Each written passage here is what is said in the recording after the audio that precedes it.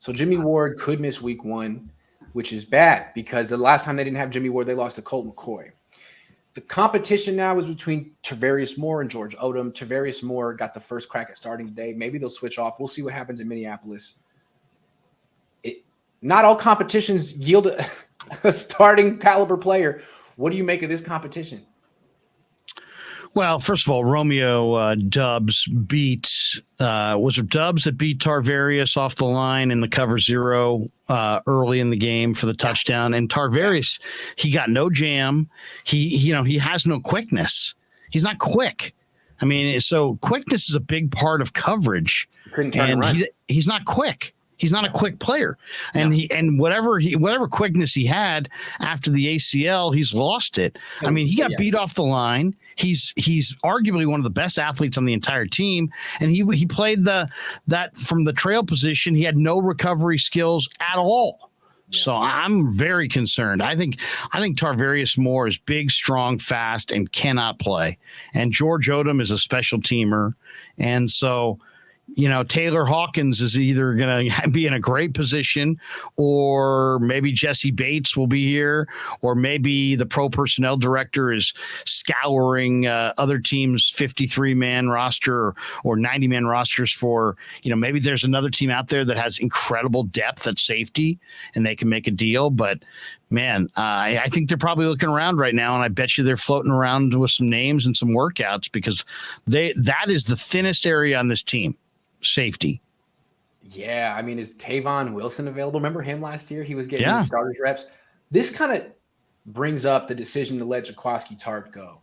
Jaquiski Tartt, what's he signed for $800,000? Like it felt like the Niners kind of cast him off because they couldn't look him in the eye anymore because of the drop pick. Like they're like, I don't even want to look at you anymore. But really, fine, you don't want him anymore. Fine, replace him.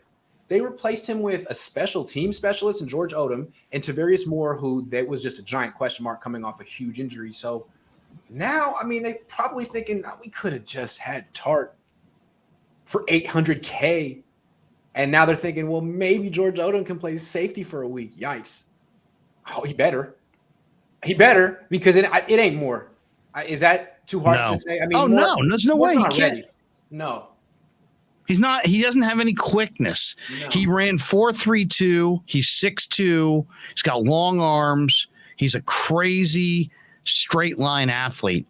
But then he tore the ACL. He doesn't have any quickness. He got beat off the line. He didn't get a jam, and then he trailed that thing. He didn't close one step on the receiver, and he supposedly runs in the 4.3s. So I think Tarvarius is cut, and I think they'll go outside for somebody. Stephen Pryor says, Casa, the Niners are planning on bringing more safeties in. Who do you guys think would be available candidates? John Lynch, Ronnie Lott. Yeah. Chet Brooks. Yeah. Jeff Fuller. Jeff Fuller. Dante Hittner. I mean, he looks like he's in great shape. Dante, Deshaun Goldson. Right. Who can they call? Tony Parrish. Yeah, exactly. I don't know, Stephen. I'll have to do some research on that because this is important. Those are all of our topics. That's it. You got anything else you want to mention to the people, the good people?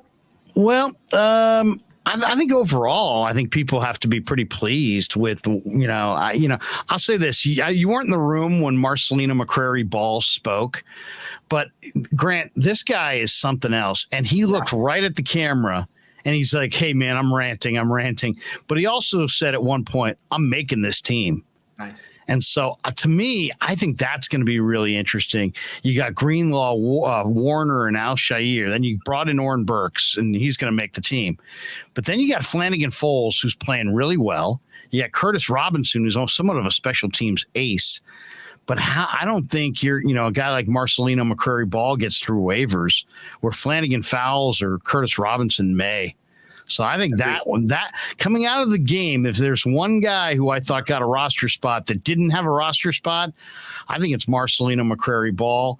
And I was also very, very impressed by Jason Poe, number 62. I just think that if Brendel or Brunskill don't really step up, I'd feel very comfortable with a offensive line left to right of Trent Williams, Aaron Banks, Jason Poe, Spencer Burford, and McGlinchey.